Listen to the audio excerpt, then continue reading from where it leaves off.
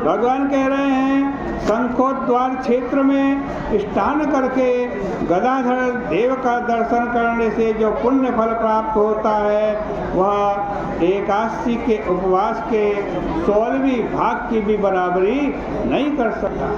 व्यतिपात में दान करने से लक्ष गुना फल एकादशी का व्रत करने पर मिलता है। हे अर्जुन, संक्रांति में दान करने से 4 लक्ष गुना फल विशेष होता है। कुरुक्षेत्र में सूर्य चंद्र के ग्रहण में स्नान करने से जो पुण्य फल होता है वह सब एकादशी का व्रत करने से प्राप्त हो जाता है।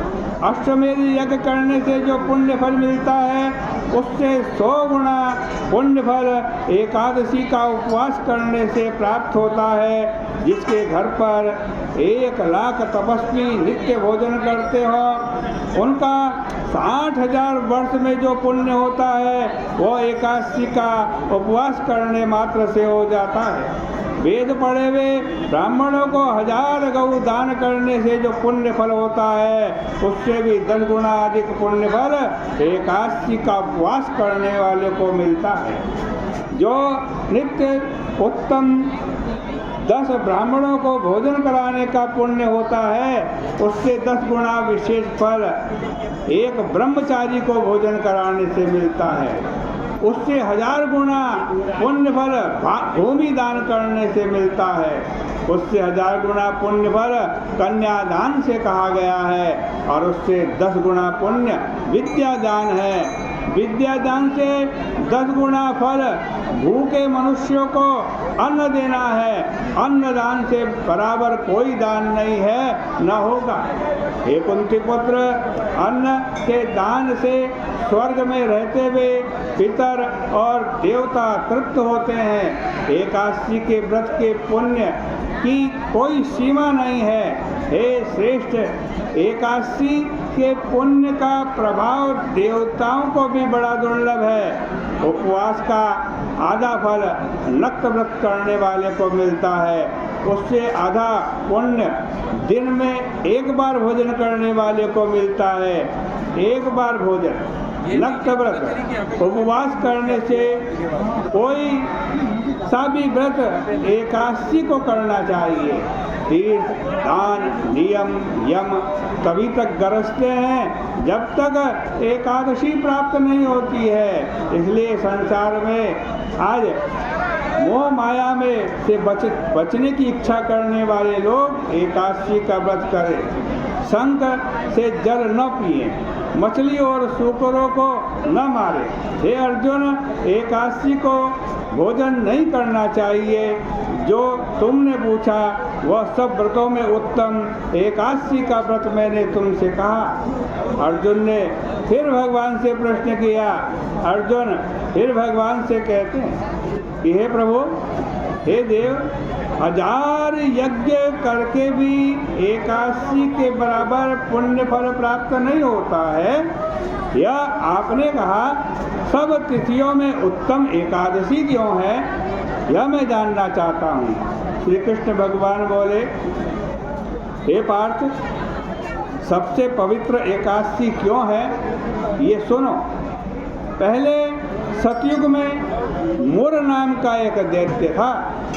वह बड़ा आश्चर्यजनक, महारौद्र और सब देवताओं को भय देने वाला था। हे पांडव, उस तेजस्वी दैत्य ने अपने तेज से इंद्र, सूर्य, वसु, ब्रह्मा, वायु, अग्नि सबको जीत लिया।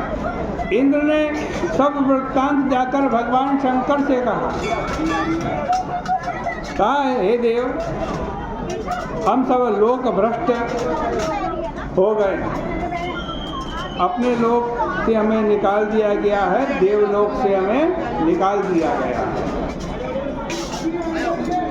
प्रभु, अब हम देवताओं की क्या गति होगी? हमारी रक्षा करो।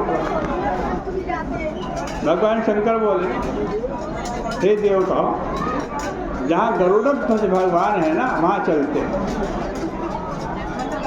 वे शरणागत वत्सल हैं, शरण में आने वाले की रक्षा करते हैं।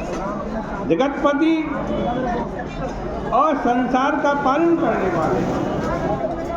हे धनंजय, शिव जी का वचन सुनकर देवराज इंद्र सब देवताओं का साथ लेकर जहाँ भगवान शयन कर रहे थे वहाँ गए।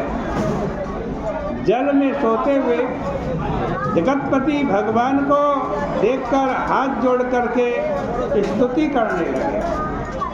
देवताओं के भी देवता आपको नमस्कार है। हे देवताओं से वंदित, हे दैत्य शत्रु, हे कमल नेत्र, हे मधुसूदन, हमारी रक्षा करो। दैत्यों से डरे हुए ये देवता मेरे साथ आए। हे जगन्नाथ, आप सबके रक्षक, कर्ता और कारक, आप सब लोगों के माता पिता, आप ही सबको उत्पन्न, पालन और संहार करने वाले। हे प्रभु, आप सब देवताओं के सहायक और शांति करने वाले हैं। आप भूमि, आकाश और सब जगत के उपकारक हैं। आप शिव, ब्रह्मा और त्रिलोकी की रक्षा करने वाले हैं। आप सूर्य, चंद्र और अग्नि देवता, सामग्री, होम, आहुति, मंत्र, तंत्र, ऋत्विक और जप भी आप ही हैं।